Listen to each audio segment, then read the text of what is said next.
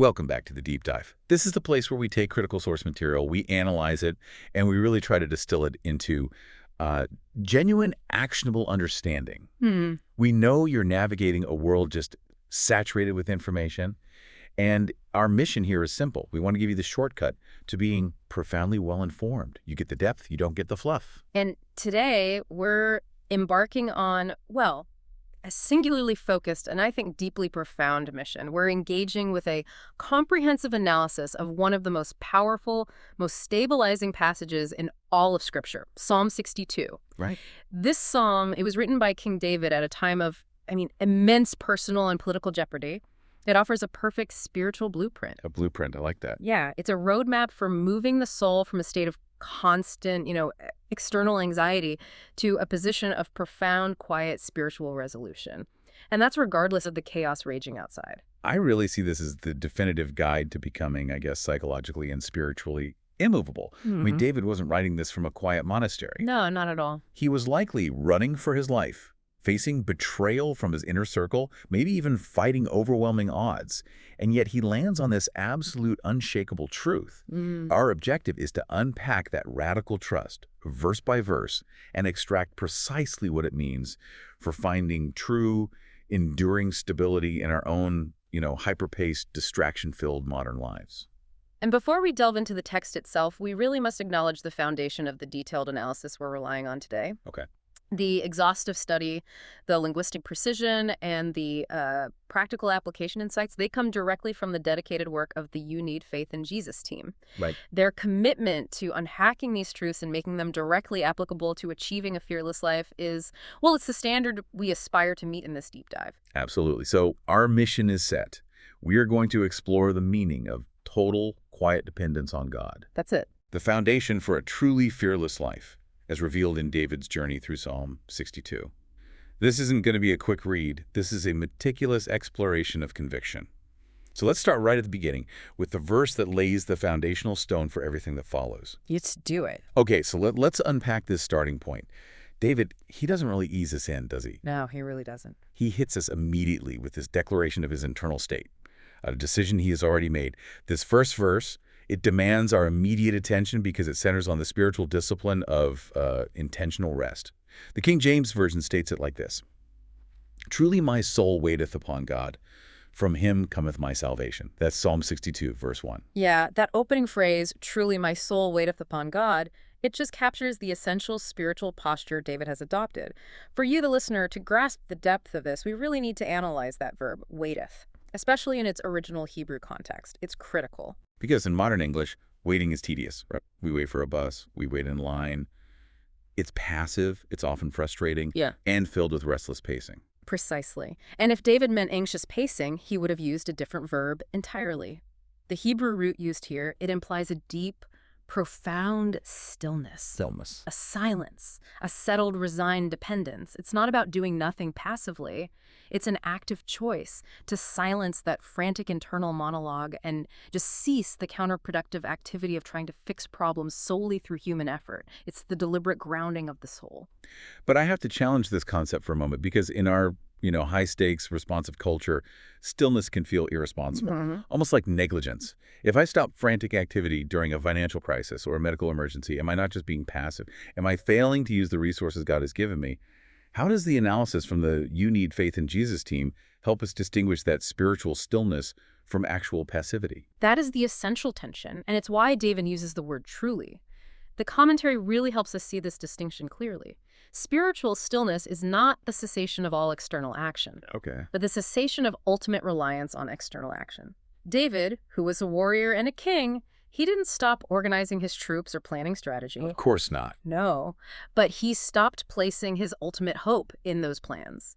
David has done the prior intellectual and spiritual work. He has surveyed his chaotic circumstances. He's considered every political maneuver, every friend, every physical resource. And he's radically concluded that genuine, comprehensive deliverance, his salvation, originates solely from God. So if David's own armies are secondary, then our clever schemes, our powerful network, our financial portfolio, they must also be secondary. Exactly. The stillness comes from knowing that rescue is dependent entirely on God's character, not on your frantic and let's be honest, often counterproductive effort. So the stillness is the result of a profound insight, that all other wells are dry. That must have been a humbling realization for a monarch who commanded armies and influence. It's the ultimate act of humility, married to profound insight, and this concept of quiet hope is echoed throughout the wisdom literature, which reinforces that this is a core spiritual principle. The analysis we have, it points us directly to the prophet Jeremiah. I mean, he knew profound distress during the siege of Jerusalem. In Lamentations, chapter 3, verse 26, in the KJV we read, "It is good that a man should both hope and quietly wait for the salvation of the Lord." That concept of quietly wait is the ultimate countercultural move, especially today. We are rewarded for immediate response for being constantly on. We mistake busyness for efficacy and noise for spiritual progress. Exactly. The pressure to do something immediately is so intense. We check social media for external validation. We spiral into internal anxiety. We confuse scrolling the news for taking action. David's call is a practical command against this hyper-engagement. The "You Need Faith in Jesus" team consistently underscores that the goal is not merely to turn off the phone, but to turn off the internal noise that believes control is possible without God. So if we were to synthesize this first verse into a practical step for the listener, what would that be? I think the practical step is intentional spiritual quietude. It means allocating dedicated time to just sit and fix your spiritual attention on God, demanding that your soul be silent. You have to consciously train yourself to reject the immediate, clever human scheme that your anxiety proposes, and instead trust that the ultimate source of your deliverance is fixed and guaranteed. This stillness is, in itself, the first major act of faith. Wow. So once David establishes that quiet dependence in verse 1, he immediately solidifies it with a set of metaphors that define God's role as the exclusive source of safety and stability. This is where he starts piling up the immovable imagery, making his conviction undeniable. The King James Version reads, "He only is my rock and my salvation. He is my defense. I shall not be greatly moved." That's Psalm 62, verse 2. It's a stunning stack of metaphors, isn't it? And they're all drawn from the intensely unstable and dangerous landscape of the ancient Near East. First, the rock. Right. And this is not a small stone. It's a massive outcropping, an immovable foundation that is impervious to the forces of nature, wind, flood, or attack. So it's the antithesis of anything temporary or shifting. It speaks of eternal reliability. Indeed. Then comes salvation, the actual rescue, and third, defense, which is often translated as a high tower or fortress. A safe place. A fortified safe zone, exactly. It was a refuge built upon the high rock, a place where attacking enemies simply could not reach you. These three images, rock, rescue, fortress, they're layered to show total, multi-layered security that covers every conceivable threat. And what I find so compelling here is the exclusivity. It's really the hinge of the whole psalm. He only. The commentary must highlight this choice of language. It is the single most important word in the verse. God is not presented as one viable security option that you should consider alongside, say, a diversified stock portfolio or a robust political alliance. Right. He is the exclusive source. Any attempt to introduce another component into that foundational security, like relying on financial security in God or political clout in God, it immediately compromises the stability. If the foundation is mixed, it's shaky. The rock only works if he is the only component of the foundation. And here is where David shows such profound self-awareness and maturity. He makes a surprisingly realistic statement about the nature of faith. He doesn't declare himself utterly invincible, saying, "I shall not be moved at all." No, he doesn't. He says, "I shall not be greatly moved." That distinction is the hallmark of genuine faith forged in the fire of experience. It's what the in-depth analysis from the You Need Faith in Jesus team highlights as a key psychological insight. Okay. David is admitting that, as a human being, he will still feel the pressure, circumstances will trouble him, the betrayal will sting, the financial loss will hurt, the diagnosis will shock. He will be moved. Not destroyed. But because his foundation is God, the rock, he recognizes he won't be ultimately toppled, destroyed, or fully undone.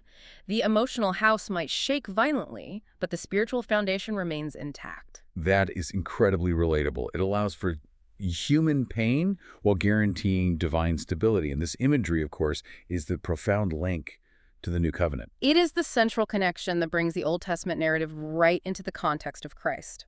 David's rock finds its ultimate identity in Jesus. Paul, emphasizing God's steadfast provision to the Israelites in the wilderness, draws this perfect parallel in 1 Corinthians chapter 10, verse 4 in the KJV. He writes, "And all did drink the same spiritual drink, for they drank of that spiritual rock that followed them, and that rock was Christ." Wow. That connects the historical deliverance in the desert directly to Christ as the unchanging source of our eternal stability and provision today. It absolutely solidifies the practical application for you, the listener. When a trial hits, the feeling is always that your world is shaking. The task is to consciously examine what you run to first for assurance. Is it the temporary security of a relationship, a job title, or a bank balance? We have to identify those temporary shifting foundations, those idols that promise stability but inevitably fail, and consciously reject them, reminding ourselves, they are sand, Christ is the rock. The quality of your life is determined by the quality of your foundation. We have to transition now from David's internal resolute conviction to the external messy opposition he's facing.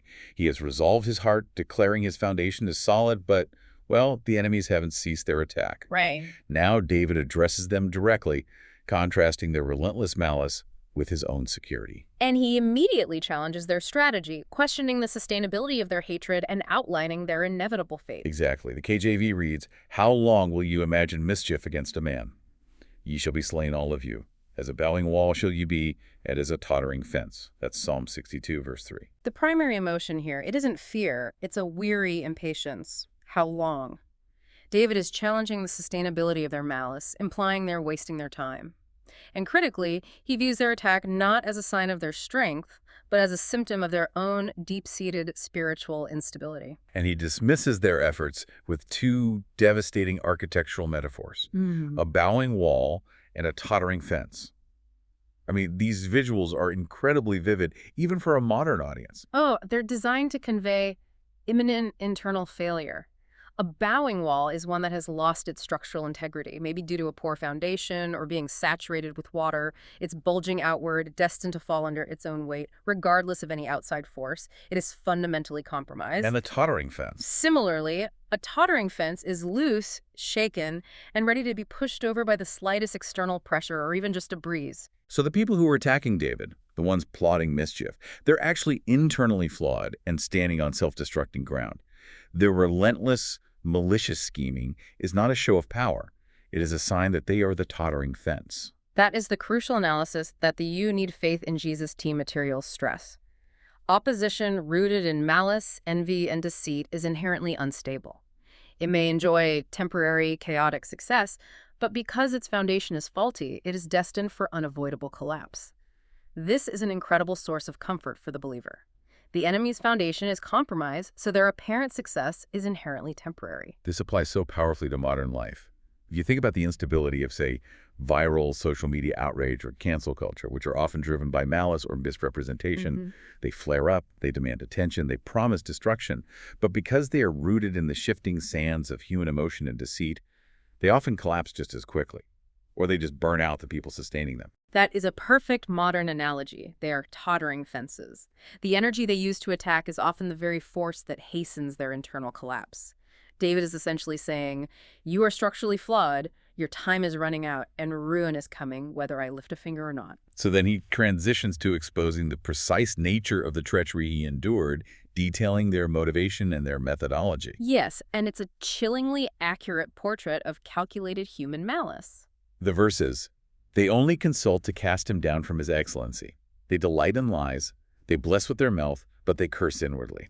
Selah.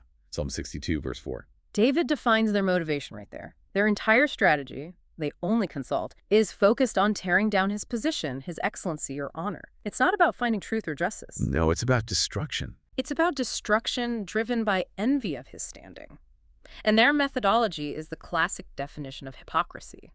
They present a polite, flattering face publicly, bless with their mouth, while internally they are consumed by hatred and malicious planning. They curse inwardly.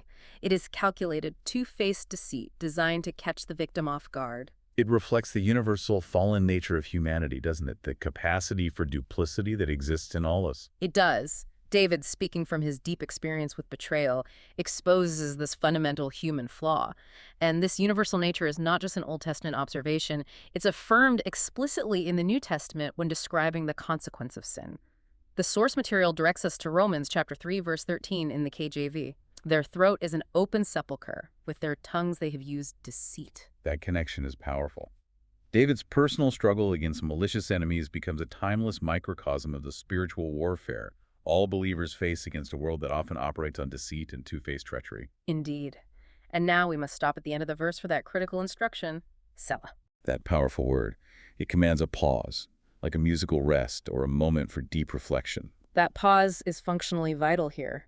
David has just detailed the harsh, ugly reality of opposition, the calculated deceit, the internal collapse of the wicked. If the soul dwells on that ugly reality for too long, anxiety and the desire for frantic retaliation will inevitably flood back in. So Selah is a command to stop that cycle. Exactly. It demands that you stop the anxiety cycle, absorb the reality of human malice without becoming consumed by it, and recenter your focus. So the practical step here, when facing any kind of gossip, betrayal, or malicious opposition, is to perform that intentional pause. Don't retaliate, don't immediately try to fix your reputation, but Selah. That is the essential discipline. When the shocking betrayal hits, expect the deceit, because we know the nature of the fallen world. Then take the issue into the quiet space of that pause. We remind ourselves that we stand on the rock, and they stand on a bowing wall. This discipline of pausing and redirecting the focus is not just optional, it's the bridge that leads directly into the next section, where David turns his attention inward. And this is truly the critical pivot point of the entire psalm. David spent verses 3 and 4 considering his enemies, which, let's be honest, is usually where our anxiety is fueled. Of course. But now, instead of dwelling on the malice of others, he turns his full attention inward. He takes complete spiritual control of his own narrative and emotions. It's a powerful shift. He commands his innermost being to fall in line with the foundational truth he established in verse 1. He repeats the declaration, but now it carries the weight of internal, intentional struggle. My soul, wait thou only upon God, for my expectation is from him. That's Psalm 62, verse 5. This is spiritual self-talk at its highest level. It's a repeat of verse 1, but it is so much stronger now because it is a deliberate act of self-correction. David is quite literally preaching the unshakable truth of God's character to his own anxiety-ridden heart. He's actively redirecting his focus from the overwhelming external problem, the relentless enemies who delight in lies, back to the singular, unchanging source of the solution, God. The idea of expectation here is crucial. It's not just some vague hope. It encapsulates his entire belief in a favorable, just outcome, his trust that things will resolve correctly and deliver him. And he emphasizes that this expectation is entirely sourced from God, not from the tide of battle, not from political polls, and not from human guarantees. If your expectation is based on your circumstances improving, it will fluctuate wildly. Constantly. But if your expectation is based on the character of God, it remains steady because he is steady. This radical act of commanding one's inner self perfectly aligns with the New Testament understanding of discipline and mental focus. That mental discipline is explicitly required in the New Testament when Paul instructs us on what to focus our minds on. It's essentially a cognitive behavioral therapy model, but rooted in divine truth. Exactly. The rigorous analysis from the You Need Faith in Jesus team commentary emphasizes this crucial link to Philippians chapter 4, verse 8 in the KJV, which gives us the practical checklist for this self-command. Finally, brethren, whatsoever things are true, whatsoever things are honest, whatsoever things are just, whatsoever things are pure, whatsoever things are lovely, whatsoever things are of good report, if there be any virtue, and if there be any praise, think on these things. David is practicing this centuries before Paul wrote it down. He's saying, my soul, stop dwelling on the lies and the curses of my enemies, which are false and dishonest, and instead focus purely on the truth of who God is, the one who is true, just, and good. That is the discipline we require daily. We are constantly absorbing noise, lies, and fear-based scenarios from the world and our own anxious minds. If we do not intentionally interrupt that cycle and force our minds back to objective truth, our feelings will inevitably seize control of our actions and our well-being. David is demonstrating spiritual and mental sovereignty achieved by deliberately redirecting the source of our hope. But the hard part is doing it when you genuinely don't feel like the expectation is there. How do you command your soul to wait when every emotional impulse is screaming for immediate relief? You do it with action, not feeling. The command is active, not passive. The feeling of expectation follows the action of faith. It's like a pilot flying through clouds. He stops trusting his immediate physical sensation, which might suggest he is upside down, and trusts the objective instruments of truth. I see. For David, the objective instrument is the truth he established in verse 2. God is the rock. The feeling catches up later. The command itself is the starting engine for the stabilization process. And the phenomenal result of that hard-won self-correction is immediately evident in the next verse.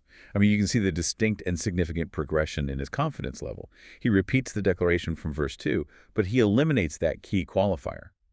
He only is my rock and my salvation. He is my defense. I shall not be moved. Psalm 62, verse 6. This contrast between verse 2 and verse 6 is the crowning insight of this central section, and one that the expert analysis forces us to confront.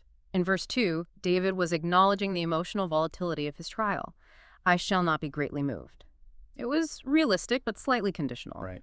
But here, having commanded his soul to fix its expectation on God alone, he declares with total, unreserved conviction, I shall not be moved. The qualifying adverb greatly is gone entirely. He is moved from a defensive, resilient position, I can weather this storm, to an offensive, fully confident one, I am immovable. And that transition is proof that internal discipline works. His faith was solidified and amplified by the very act of speaking God's truth to his own heart, drowning out the voice of panic. This progression demonstrates that the goal of spiritual discipline is not simply coping with fear, but moving from tentative conviction to total certainty in God's objective truth. So if we are not victims of our feelings, and the expert analysis certainly confirms that, then the source of worry is not external chaos, but internal disobedience to the truth. Exactly. Our emotions, worry, despair, fear, are mere reactions to external stimuli, but our conviction must always be based on the objective, unchanging character of God, which David has just restated to himself 3 times in 6 verses. The stability is not a gift passively received, it is a position actively attained by commanding the soul. This makes the practical step profoundly active. Something the You Need Faith in Jesus team emphasizes is essential for stability in all aspects of life. It is a vital, non-negotiable discipline. When worry or despair rises, when the internal panic button is hit, we must actively stop, take a moment of Selah, and command our souls using the undeniable truth of God's promises as our spiritual ammunition. We have to say out loud if necessary, wait, soul, my defense is not my bank account, or my job, or my network. He is my rock, and I shall not be moved. This active redirection is the difference between being merely resilient and becoming genuinely immovable. Okay, so having secured his internal state, David now expands the scope of God's provision beyond just physical deliverance. He introduces an element of identity and true worth that transcends human conflict. Yes, and listen to how he expands his understanding of God's all-encompassing role in the KJV. It says, "In God is my salvation and my glory. The rock of my strength and my refuge is in God." That's verse 7. This verse adds a new, immensely powerful layer, glory. Remember that David's enemies in verse 4 were specifically trying to tear down his excellency or honor. Like his reputation. They were trying to ruin his reputation through lies. But David declares here that even his true reputation, his honor, his standing, his glory, is completely secure in God. Whatever men say, whatever lies are told, his true worth is divinely established and untouchable. It effectively removes the power of cancel culture or slander entirely, because the source of his worth is not public opinion. Precisely. If your glory is defined by your job, your wealth, or what people say about you on social media, you are endlessly vulnerable. If your glory is in God, those external opinions are just meaningless noise. And look at the deeper imagery. God is not just a strong rock. He is the rock of my strength. That distinction is phenomenal. It means God isn't just a place where David finds strength, but the very source and origin of David's resilience, his emotional fortitude, and his mental ability to endure. It connects every aspect of David's well-being, physical safety, spiritual sustenance, and reputational integrity to one single location, in God. This is the definition of the all-sufficient Creator. He lacks nothing required to sustain you fully. This necessitates a radical shift in how we understand success and worth in the modern world. We so often define our glory by purely human metrics. Awards, professional achievements, influence. David says true honor comes from knowing God. And this truth is echoed by the prophets, confirming that this identity shift is fundamental. The deep analysis we have connects this directly to Jeremiah chapter 9, verse 24 in the KJV, where the prophet echoes this radical idea. But let him that glorieth glory in this, that he understandeth and knoweth me, that I am the Lord which exercise loving kindness, judgment, and righteousness in the earth. For in these things I delight, saith the Lord. So our true glory isn't what we achieve, but who we know. The depth of our relationship and understanding of God defines our worth. That is the radical identity shift this verse demands. The practical step is recognizing that your security must be sourced entirely from who you are in Christ's love, redeemed, justified, not from external validation. When you are secure in God, the intense need for external approval or the fear of external criticism just evaporates because the ultimate source of your honor is fixed and unshakable. It stops the obsessive checking of external metrics and grounds your soul in eternal reality. So having established this rock-solid personal conviction, David doesn't keep it secret. He pivots from a personal statement of faith to a public invitation, sharing the secret to his stability with ye people, extending this incredible freedom to everyone. And this invitation is so inclusive, it urges everyone to experience the same unshakable refuge. The King James Version states, "Trust in him at all times, ye people, pour out your heart before him. God is a refuge for us." Selah. That's verse 8. The emphasis on consistency is paramount. Trust in him at all times. This is not conditional. Trusting him only when the circumstances feel favorable or only when the anxiety is manageable. This is a command for relentless, consistent reliance in prosperity and in poverty, in peace and in crisis. This recognition of consistency is why the You Need Faith in Jesus team materials stress daily engagement with these truths. The truly intimate and revolutionary instruction here is, pour out your heart. That is not a command for stiff, formal, or religiously polished prayer. Quite the opposite. Analyzing Pour Out Your Heart reveals an instruction for raw, honest, unfiltered vulnerability in prayer. Think of emptying a container that holds everything, not just the tidy, presentable emotions, but all the toxic fear, the messy sorrow, the blinding rage, the frustrations, and the unexpected joys. You empty it all out. You empty it all out. David assures us that it is safe to be that vulnerable because God is a refuge for us. A refuge is a safe place where you can drop your guard and be completely exposed without fear of judgment. I find that so difficult, and I imagine many listeners do too. We're culturally conditioned to present a strong, put-together front, even in our spiritual lives. We often feel we need to clean up our emotions before we can bring them to God. That is the natural human tendency towards performance and hiding, but Psalm 62 directly confronts it. God does not need you to be strong. He invites you to be honest. The command to pour out is therapeutic precisely because it stops the internal burden of carrying the anxiety yourself. You are emptying the burden onto him. And this instruction is beautifully mirrored in the New Testament mandate for handling anxiety. It is. It's where Peter encourages us to cast our entire load onto God because of his active care for us. The New Testament equivalent of pouring out the heart is found in 1 Peter chapter 5, verse 7 in the KJV. Casting all your care upon him, for he careth for you. Pouring out your heart is literally casting your care onto the one who cares for you. It's a transaction of burdens. And notice the second Selah at the end of verse 8. David commands yet another pause, a moment to fully absorb this glorious, inclusive truth. God invites everyone, regardless of their social status, regardless of the severity of their mess, into this perfect, safe vulnerability. So the practical step, informed by this deep dive into vulnerability, is incredibly liberating for the anxious soul. It is the permission to be messy. Never believe the lie that your prayers must be formal, perfectly worded, or your emotions cleaned up before approaching God. You come as you are.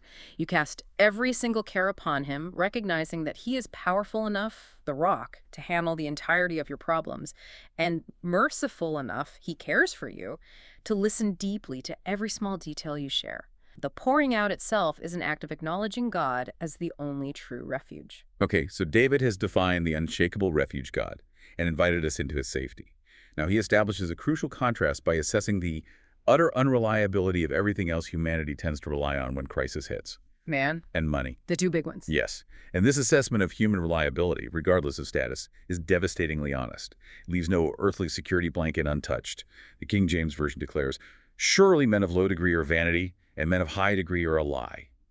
To be laid in the balance, they're altogether lighter than vanity." That's Psalm 62, verse 9. This verse is a ruthless spiritual inventory. It sweeps away all human sources of security instantly. Whether people are low degree, meaning the masses, the ordinary, or high degree, meaning the rich, the powerful, the influential leader, reliance on any person ultimately is reliance on vanity. We need to spend a little time on that word vanity. It's archaic and might not immediately convey the true meaning of the warning. That's a great point. The Hebrew word for vanity often means something fleeting, empty, or useless, like a breath, a puff of smoke, or vapor. It has no substance when you try to grasp it or rely on it. David's point, reinforced by the commentary we are studying, is that to rely ultimately on any mortal creature, no matter how clever, charismatic, or powerful, is reliance on something that is intrinsically fleeting and empty. But I have to play devil's advocate here again. We have to rely on people, don't we? When I'm sick, I rely on a doctor. When I have legal trouble, I rely on a lawyer. When I need advice, I rely on a mentor. Where is the line between seeking necessary human help and placing ultimate trust in vanity? A brilliant and necessary distinction. The key lies in the word ultimate. We should absolutely utilize the skills and gift God has distributed among humanity. That is wisdom. Okay. We should see a doctor, hire a lawyer, and seek counsel from wise friends. But David is warning against placing your ultimate security or your soul's expectation in them. I see. If the surgeon fails, if the lawyer loses the case, if the mentor betrays you, does your foundation shatter? If it does, you are trusting man, not God. You place your hand in the hand of the surgeon, but you place your soul in the hand of the rock. That is the fundamental difference. And David drives this home with that powerful weighing scale metaphor. To be laid in the balance, they're altogether lighter than vanity. It's the most striking image of human fragility in the entire psalm. Imagine placing the combined influence and reliability of all humanity, the entire global population of the powerful and the ordinary, onto a cosmic scale designed to measure ultimate security. David says the scale wouldn't even register a weight. They are lighter than a puff of smoke. They cannot sustain the weight of your ultimate expectation. This becomes a profound warning against political idolatry, doesn't it? Placing all our hope for stability, security, and peace in a single leader, a political party, or some human ideology. Absolutely. The human heart defaults to dependency.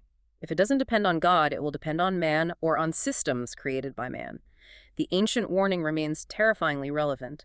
The source material reminds us of the prophet Isaiah's succinct and stark instruction in Isaiah chapter 2, verse 22 in the KJV. Cease ye from man, whose breath is in his nostrils, for wherein is he to be accounted of? The brevity and fragility of human life, a breath in the nostrils, immediately disqualifies anyone from being an ultimate refuge. The application is to maintain perspective. People are fundamentally flawed, driven by self-interest, and finite. They will disappoint us, fail us, or simply pass away. Only God is eternally trustworthy. When facing opposition, remember that the source of that opposition, humanity, is fundamentally light as a feather on the divine scale of permanence. And so, having dispensed with the folly of trusting mortal creatures, David turns to the second great modern idol, which offers the most powerful illusion of control: wealth and possessions. Yes, in verse 10. Trust not in oppression, and become not vain in robbery. If riches increase, set not your heart upon them. David starts by warning against wealth gained through illicit means injustice, oppression, or outright theft, robbery. Trusting wealth gained through sin is doubly foolish, as it lacks both spiritual and ethical foundation. That's, common sense. But the true spiritual challenge, the warning that applies to the vast majority of our listeners who work hard and ethically, is the warning about legitimately acquired wealth. That is the crucial point that elevates this instruction from ethics to theology. Even if your wealth increases honestly, the great danger remains that you set not your heart upon them. The problem is not the possession of money, which is a neutral tool, but allowing the wealth to possess the heart. When money becomes the source of security, the definition of identity, or the primary hope for easing future problems, it has displaced God and become a functional idol. Money provides a terrifying illusion of control, especially in a complex global economy. It feels tangible, unlike the abstract concept of spiritual dependence. It does. Money promises predictability in an unpredictable world. But David reminds us that it is a false refuge, and this is exactly what the New Testament warns the wealthy about, demonstrating the timeless nature of this spiritual trap. Paul gives an almost identical direct command to those with resources in 1 Timothy chapter 6, verse 17. And this analysis is a cornerstone of the teaching provided by the You Need Faith in Jesus team. It says, "Charge them that are rich in this world, that they be not high-minded, nor trust in uncertain riches, but in the living God, who giveth us richly all things to enjoy." Paul calls them uncertain riches. They can vanish overnight through market crashes, economic collapse, or unforeseen global events. They are unstable, like the bowing wall. The problem isn't poverty. The problem is trusting in the temporary gift instead of the eternal giver. This verse requires self-examination. The question is not, do I have wealth, but does wealth have me? So the practical step here requires constant, diligent self-examination of our internal reactions to our financial status. Absolutely. We have to ask ourselves, when the news of a market downturn hits, does it immediately trigger profound panic and despair that affects my entire day? Conversely, does a rising bank balance bring deep spiritual relief and a sense of invincibility? If yes, the heart is set on those uncertain riches, we must deliberately place our heart's ultimate trust in the giver, regardless of the size of the temporary gift we currently possess. So David now brings the entire psalm to a firm and glorious conclusion. Having tested his internal conviction, faced down his external enemies, and rejected the folly of false refuges, he synthesizes all his experience into two foundational, certain truths about God. In the final two verses. His final declaration leaves no room for doubt about the absolute authority of the divine. He affirms the sovereignty of God. God hath spoken once, twice have I heard this. That power belongeth unto God. That's verse 11. The Hebrew idiom, spoken once, twice have I heard, is intensely emphatic. It is the ancient way of saying, this is a doubly confirmed, absolutely established, unshakable fact. This is not hearsay, or a theory, or a hopeful belief. It is the core reality of the universe. And the content of that first absolute truth is that all ultimate power belongeth unto God. Yes, all real sovereign authority and might rests with him. This power is not ultimately held by the Babylonian army, the king, the governments, the global economy, or David's most deceitful enemies. This truth is the answer to the question of whether God is able to save the believer. He is supremely able because all power belongs to him. If you fear the power of man, or the power of the market, or the power of disease, you have forgotten this foundational truth.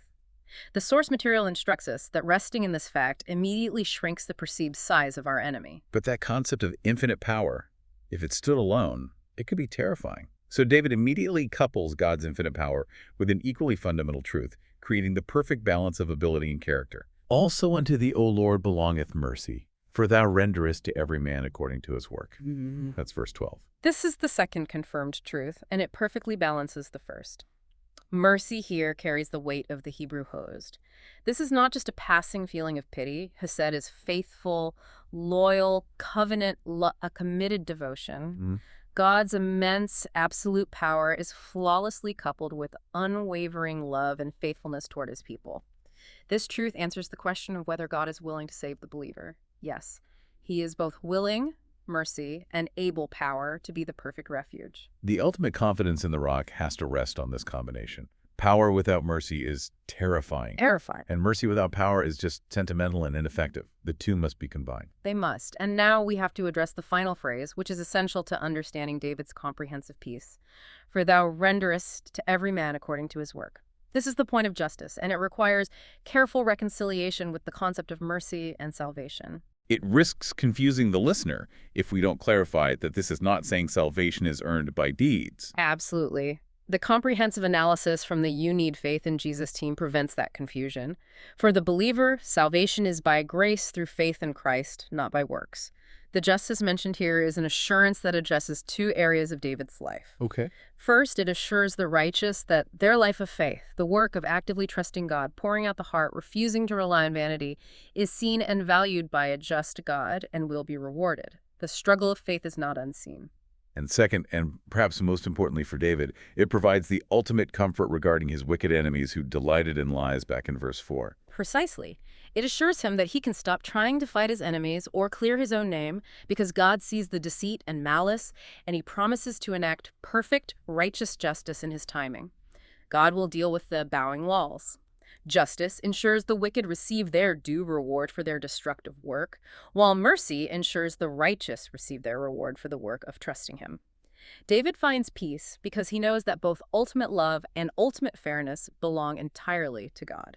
That ultimate declaration of God's combined attributes, power, mercy, and justice, is affirmed throughout Scripture, even in the eternal heavenly scenes. Yes. The final confirmation of this eternal certainty is found in Revelation chapter 19, verse 1 in the KJV, where heaven itself declares the conclusion David reached in his trial. Salvation and glory and honor and power unto the Lord our God. David's personal tumultuous experience in Psalm 62 is truly a microcosmic picture of the ultimate sovereign reality of God. It is, and the practical step derived from this ultimate conclusion is to rest in this dual reality. God is powerful enough to handle any situation, economic, political, personal, no matter how complex or overwhelming, and he is merciful enough to care deeply for you through it. That combination of omnipotence and covenant loyalty is the only foundation for a truly fearless life. This has been an incredibly deep and detailed exploration of Psalm 62, and the sheer amount of foundational, actionable truth David manages to pack into just 12 verses is staggering. We began with the initial discipline of quiet waiting of the soul in verse 1, the decision to choose stillness amidst the chaos. We analyze the necessary confrontation with external opposition, recognizing the structural folly and imminent collapse of those who plot mischief, contrasting their instability with the absolute fixity of the rock. Then came the vital, intense internal work. The discipline of self-command in verse 5, where David actively redirects his own heart back to the truth that his expectation is from God alone. And finally, the total necessary rejection of false refuges in verses 9 and 10, recognizing that ultimate reliance on man or money is fundamentally reliance on things altogether lighter than vanity, things that are temporary and will ultimately fail. This central recurring lesson, which the You Need Faith in Jesus team materials bring into such sharp focus, is this. Stability is not found in controlling your external circumstances. It is found exclusively in the internal, continuous discipline of quiet trust in the rock, who possesses both infinite power and infinite mercy. This psalm provides a complete pathway to deep security by aligning your soul's expectation with that ultimate, unchanging reality. The single most potent key takeaway from this deep dive, the one we want you to carry into your day, is the power of commanding your own soul. You are not a passive victim of your feelings. You have the spiritual authority to look at the objective truth of God and declare actively, "My soul, wait thou only upon God." And this leads us to our final provocative thought for you to consider and reflect upon in the coming days. What do you turn to first when genuine crisis hits? When the phone rings with terrible news, when the email arrives with the shocking betrayal, or when the market drops suddenly, is your initial instinctive reflex to turn immediately to your phone for distraction, your bank account for comfort, or your network for human reassurance? Or is it to the quiet, internal place of faith where your soul meets the rock? That very first turn, that immediate reflex, reveals precisely where your true expectation lies. We pray this deep dive provides you with the knowledge and the resolve to fix that expectation permanently on the one thing that will never be moved. Thank you for joining us today. Until next time, stay well informed and stand firm in the rock.